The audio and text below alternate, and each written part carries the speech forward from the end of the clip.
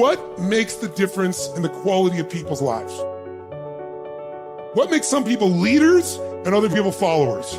What makes most people talk about a dream and never follow through, and other people, just a small percentage, kick ass, take names. You can throw any obstacle at them, they find a way to break through. What's the difference? It's not talent, it's not skill, it's hunger. If you get enough hunger going in you for an answer, you'll find the answer. If you get a hunger enough inside of you that says, I gotta take things to the next level, I gotta achieve, I gotta make a difference, I gotta expand, you will find the answer. People's intelligence will expand if they got enough hunger. But if you got everything and you're not hungry, you're not gonna have much. The super successful don't stop once they hit their targets. They simply reset and go again. Anytime you stop reaching for massive success, the next thing, you start settling in, that's when you start having problems. The comfort zone is dangerous. When you're comfortable, you are most dangerous. You should never feel comfortable. You should be happy and dissatisfied. Well, you should be afraid of taking risks and pursuing something meaningful. But you should be more afraid of staying where you are if it's making you miserable. It's like you're paying a price by sitting there being miserable. You might say, well, the devil I know is better than the one I don't. It's like, don't be so sure of that. The clock is ticking. Yeah, and if you're miserable in your job now and you change nothing, in 5 years, you'll be much more miserable and you'll be a lot older. So don't be finished. Be starting. Be alert. Be ready. Be attacking. Be relentless.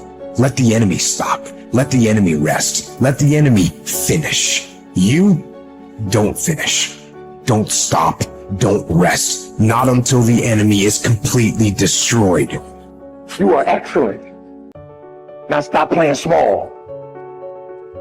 You are excellent. Stop playing small. You are excellent. Stop taking the hand that they dealt you. Take ownership. If you can get all A's in the class, do it.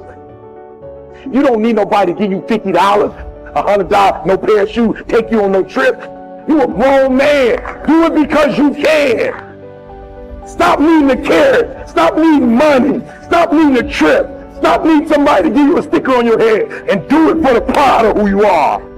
Do it because you can. I don't care what your friends are doing.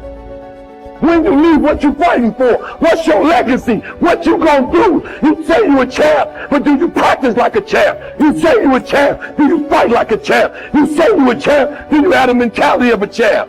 You have to hustle. You have to get going.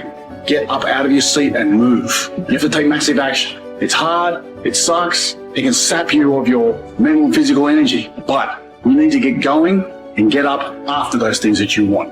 No one's gonna do it for you. Work on yourself every day.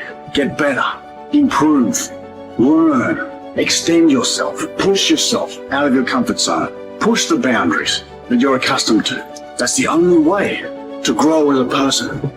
If you look at all the successful people in the world, one common thread between all of them is that they've all hustled. They've all gotten to work, gotten busy. The gap between here and your ultimate life is action. That's the link. You have to hustle. You have to get out there and do what's required. What excuse do you have? What reason do you have not to?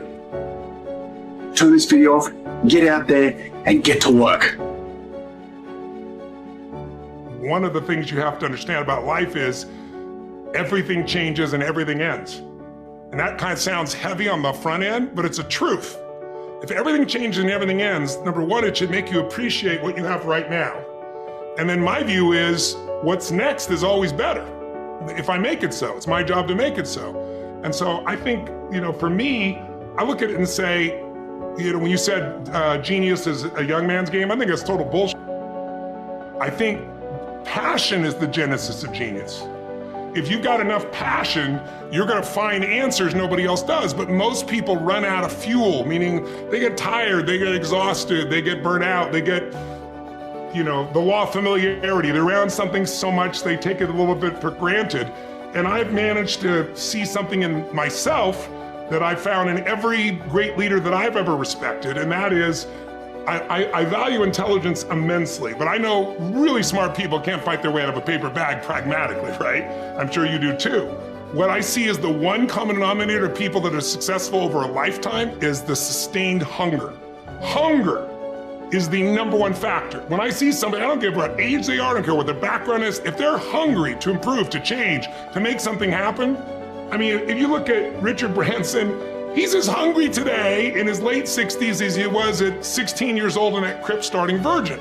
You know, you look at my buddy Mark Benioff, you know, he's I think in his early 50s right now. Mark is more hungry today than when I knew him 12, 14, 15 years ago when he was first coming up with the idea of, he went to one of my seminars over and over again, the UPW, you know which one. And he went there like 4 or 5 times and he was sitting in the front row, he's a tall guy, introduced himself and said, "You've convinced me, I'm gonna leave this company I work for as an employee here and I'm gonna go start this new company called Salesforce.com. Wow. And he says, "Tony, we're gonna do $100 million in business and we're gonna change business." Now he's doing whatever, 30 billion right now. but it's because he hasn't lost the hunger. And I think the law of familiarity is what destroys a relationship. You get around somebody enough, you love them, but you don't have the same passion, same aliveness.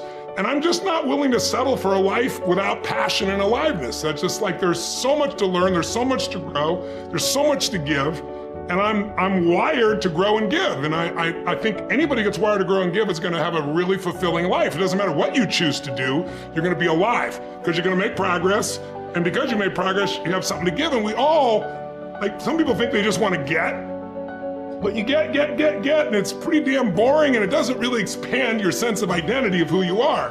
But if you're constantly growing and then taking what you learn, you're so excited about it, you share with other people and their life gets better, whether that be software you make or dresses you design or, you know, something you do in the health space that really gets people to enjoy their food while they're eating well. If you have those passions and you keep growing, there's no limit. It doesn't matter what happens in the short term with a pandemic or with a drop in the economy or whatever the case may be. These are all temporary when you realize life is lived in decades, not in days.